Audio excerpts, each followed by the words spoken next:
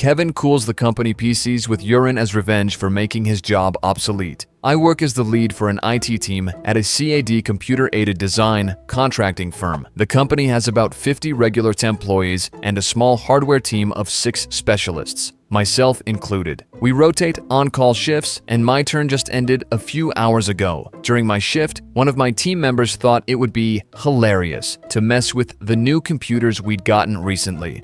Spoiler, it wasn't. Let me backtrack a bit. Toward the end of 2021, not long after I joined this company, the owner decided it was time to cut costs. His brilliant idea? Swap out our reliable Dell workstations for some obscure off-brand Korean PCs that cost a third of what Dell was charging for so-called equivalents. This is where Kevin, the star of this story, enters the scene. He got hired under the pretense of having experience with this specific brand of PC. But predictably, it only took a couple of weeks for everyone to figure out he'd been bluffing. Unfortunately, the owner was too stubborn to admit his mistake, so Kevin stayed on board. Not that we could afford to lose anyone anyway. Those PCs were a nightmare from day one. Fast forward a couple of years, we'd all grudgingly adapted to the outdated, underperforming Korean machines. But eventually, the CAD designers started raising hell because their software had become completely unusable on these PCs. We pushed the owner to invest in new workstations, which was no easy task.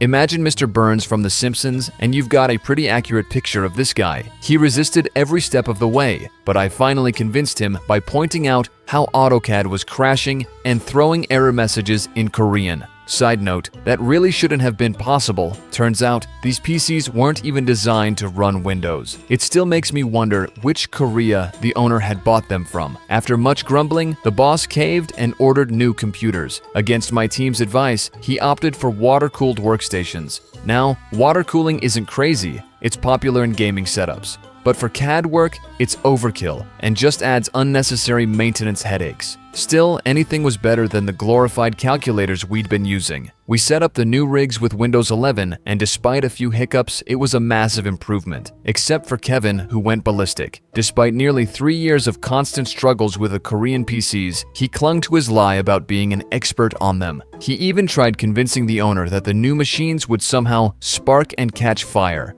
No one bought it. The boss knew Kevin was full of it, and we all understood he'd only been kept around because he had a basic grasp of Windows and was a warm body to help with tasks. This past Wednesday, we finally retired the Korean PCs, sending them to the basement. Kevin sulked like a kid, losing his favorite toy, muttering about needing to work late. He ended up being the last one to leave that night. Thursday morning, chaos greeted us.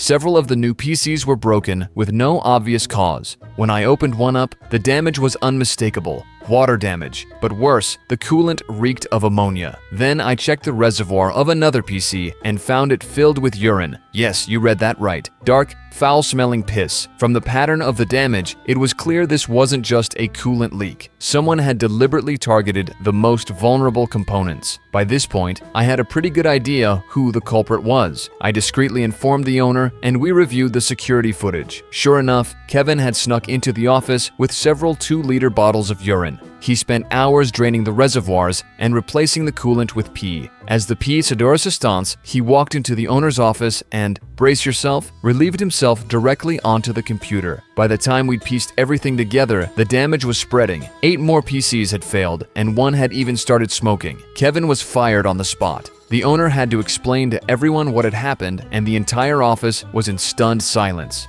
We spent the rest of the day cleaning up the mess and salvaging what we could. Thankfully, only about a third of the computers were completely ruined.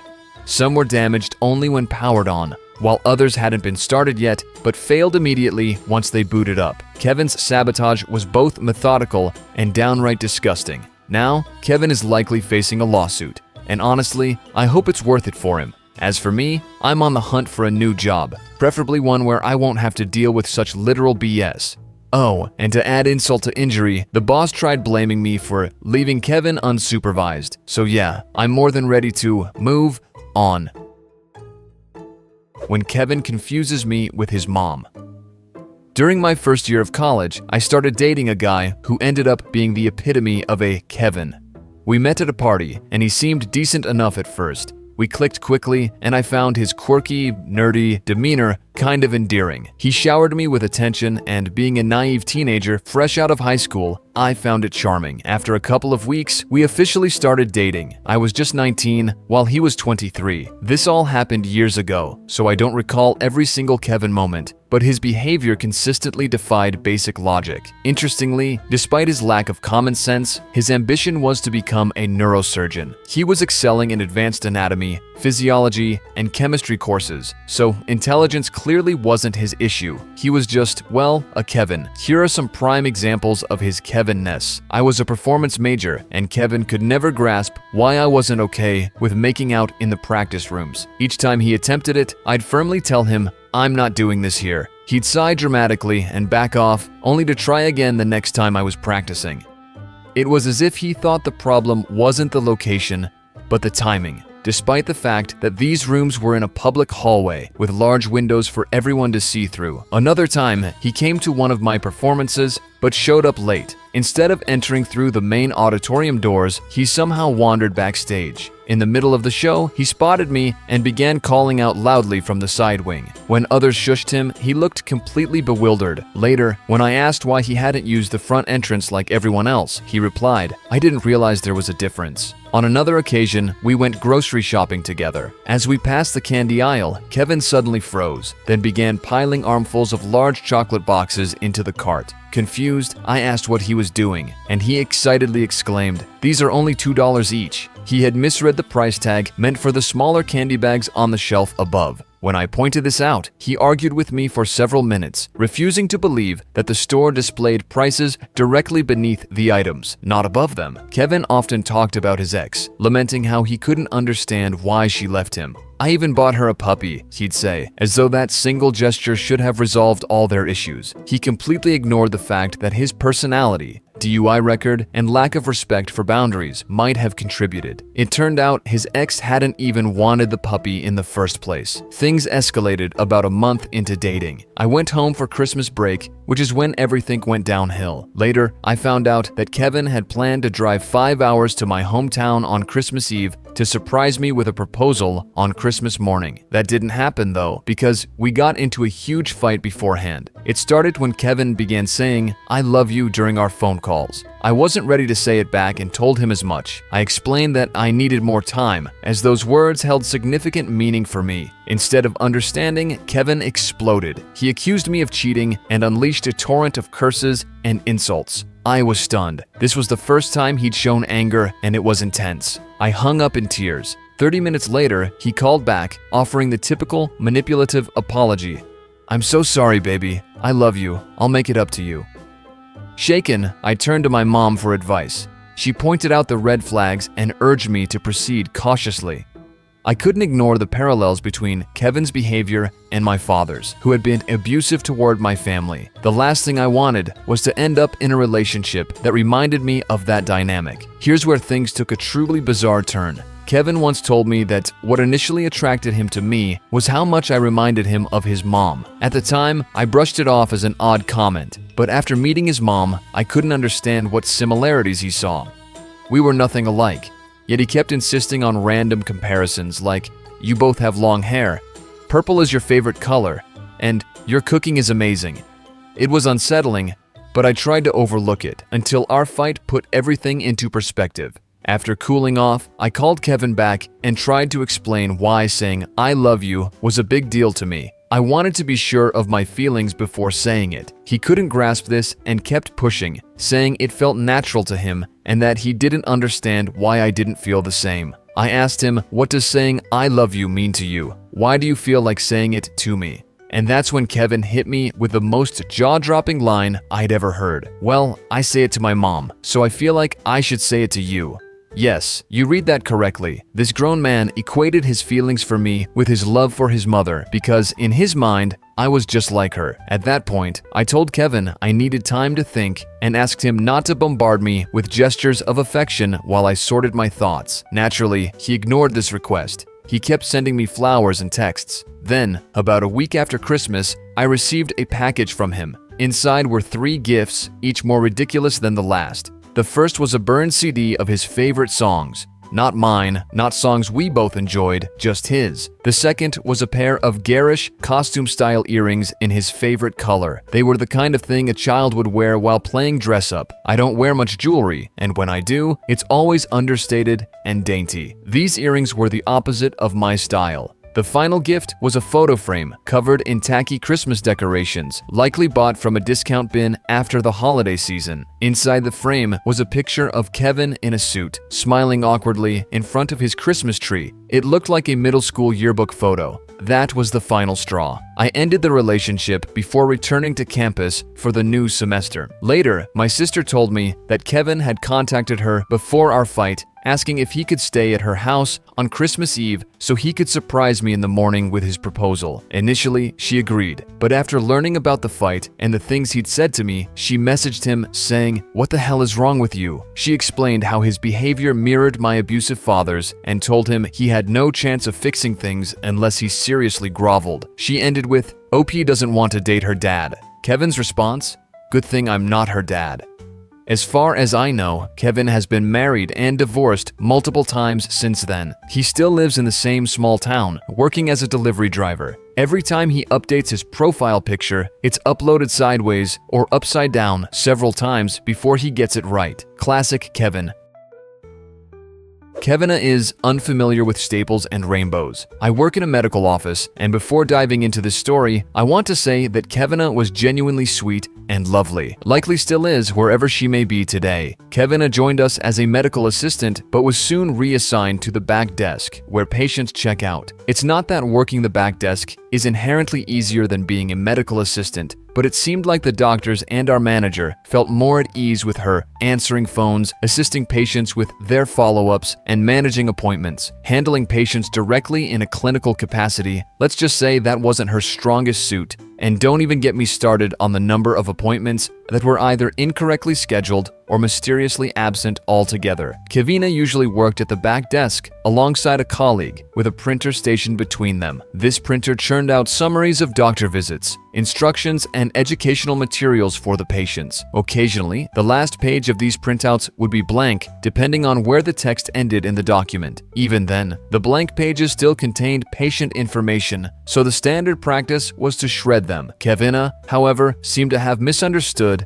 and believed that some documents printed there were just meant to go straight into the shredder. I first discovered this unusual habit when I mistakenly sent a print job to the back desk printer instead of my usual one. As I went to retrieve the pages, I watched her casually pull them from the printer and in one fluid motion, drop them into the shredder without even glancing at them. At first, I thought she must have made a simple mistake. After all, we all have those moments. Case in point, I had just sent the print job to the wrong machine. But the situation escalated when I reprinted the document and headed over to grab it again. Just as I arrived, Kevina once more intercepted the printout and shredded it with the same unflinching efficiency. Not wanting to embarrass her in front of the patient, I politely asked her to reprint the instructions from her end. She cheerfully obliged, stapled the pages together, and handed them to the patient. Trying to keep things light, I mentioned that I thought she might have accidentally shredded the first 2 copies. Her response? A very serious look and a calm explanation.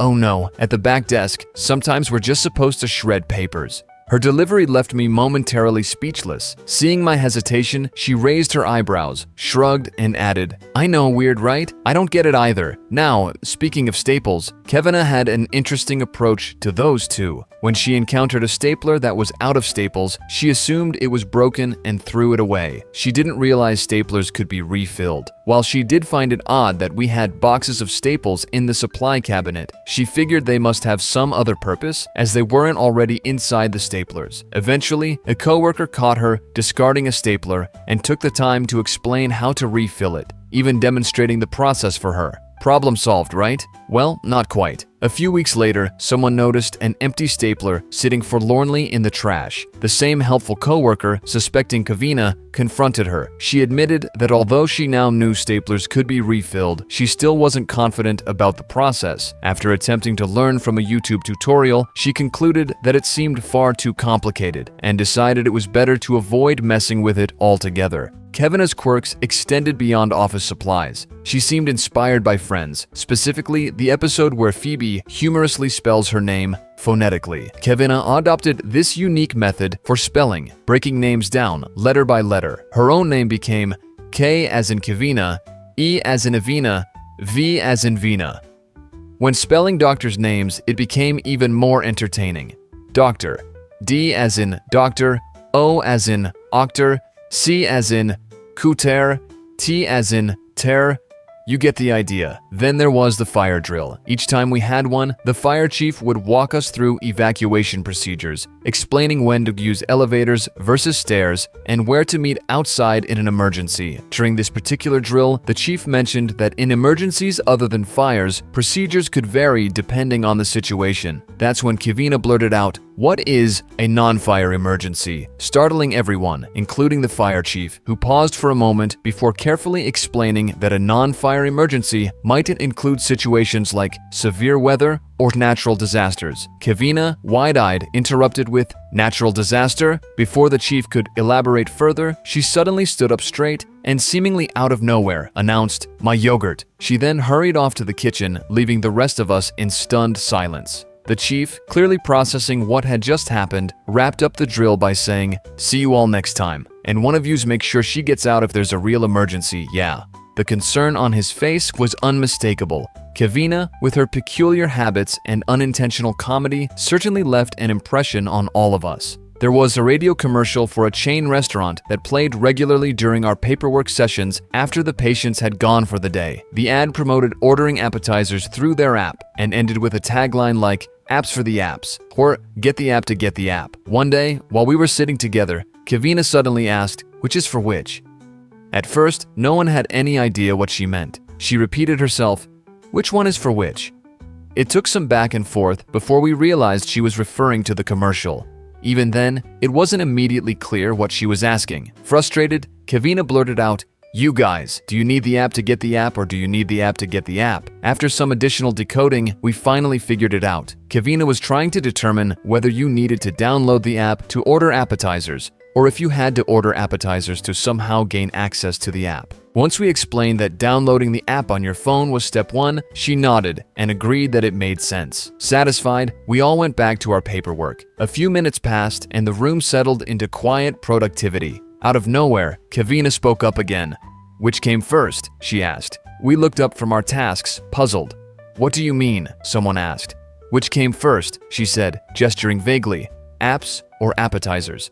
This wasn't one of those moments where you say something and instantly realize how silly it sounds. Kevina was dead serious. One of us had to actually answer her. One of the doctors in the office had an acrylic plaque on his desk, a thoughtful award gifted by the nurses at the hospital. Depending on the time of day, sunlight streaming through the window would pass through the plaque and create a small rainbow on the carpet. One day, Kevina noticed the rainbow and immediately exclaimed, "Whoa!" Before anyone could react, she crouched down and started picking at the corner of the rainbow as though she could physically lift it off the floor. At the same time, the doctor who owned the plaque, completely unaware of Kevina's actions, shifted the plaque slightly to read the engraved words more clearly. This subtle movement caused the rainbow on the floor to slide 2 feet across the carpet. Kevina, still laser-focused on catching the rainbow, lunged after it with the same determination as a cat chasing a laser pointer. Her sudden dive sent her headfirst into my calves, nearly knocking me over. To this day, I don't remember if Kevina ever figured out that the rainbow was just a reflection from the plaque.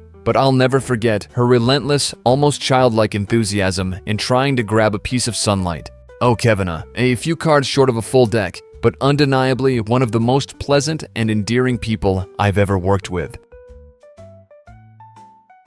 My Emil is a Kevinetta. When I got pregnant without being married first, she reacted with, but, you have to be married for that. Ironically, she herself was pregnant at a very young age, but aborted the baby on her own at home because her boyfriend didn't want it. She spent her entire life calling shampoo shampong. She believes that when you send an envelope, it's not just about the address, but also a personal description of where the letter should go. Something like, the corner with a big tree, where the bicycle is always parked. So the mailman won't miss it. In her world, you only need to see an OBGYN if you're sexually active. If you're not, there's no need to bother. Spliffs aren't the same as cigarettes, which is why she hasn't smoked in over 50 years. Yet, she can't understand why she's battling stage 4 lung cancer. If dirt isn't visible to the naked eye, then it's not really dirt, and since she's half blind, she doesn't believe in bacteria. They don't exist because you can't see them. Whenever she receives a Christmas present she doesn't like, she complains that it wasn't big or expensive enough. She has this idea that the name you're given at birth directly affects your health. If you're named Sue, you'll often have the flu. Bill is prone to taking too many pills. Corbin will always be coughing, and so on. The man my sister-in-law chose to marry. Apparently, that's all thanks to her mom's personal taste in men. She thinks that people who make doorstep deals can be trusted, as long as they're friendly and wearing a suit. She's incontinent, but if anyone bumps into her, it's their fault for causing her accidents. If you set boundaries with her, she thinks you're being mean. In her mind, you don't need checkups if you're healthy. Until, of course, blood appears in your stool and the emergency doctor informs you that you've got a tumor the size of a fist that would have been much easier to treat if caught earlier. Her son, according to her, is the reincarnation of John Lennon. 2 cups of coffee a day should be enough liquid for anyone, and she finds it baffling that she's always tired and dealing with premature skin aging. Instant soup, in her eyes, is a perfectly healthy and wholesome meal because it contains vegetables. If you need to pass gas, do it loudly and on the spot, even at the dinner table. If anyone at the table complains about the smell, she'll chastise them for being rude and unfair. She talks with her mouth full, letting everyone see her half-chewed food, and smacks her lips because apparently manners are for Philistines. How else is anyone supposed to know she enjoyed her meal? When I had to travel with her, my husband, and my child, I pointed out that you should never leave your suitcase unattended. 5 minutes later, her suitcase was stolen. She hissed at me for not explicitly telling her to watch her own luggage because apparently she was too busy keeping an eye on mine.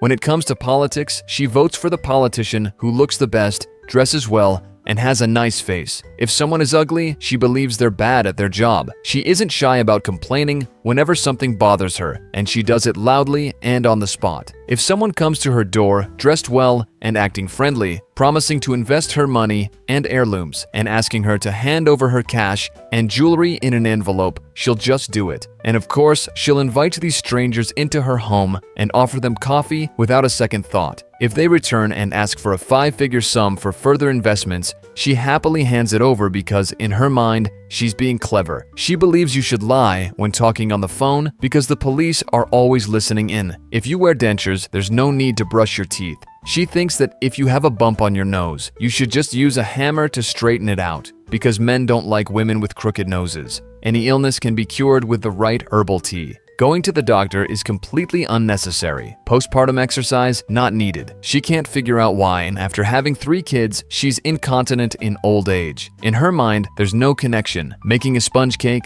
that can take up to 48 hours of hard work. When her internet provider suggested an antivirus program, she called us in a panic, thinking, "What am I supposed to do? I think I have a fungal infection."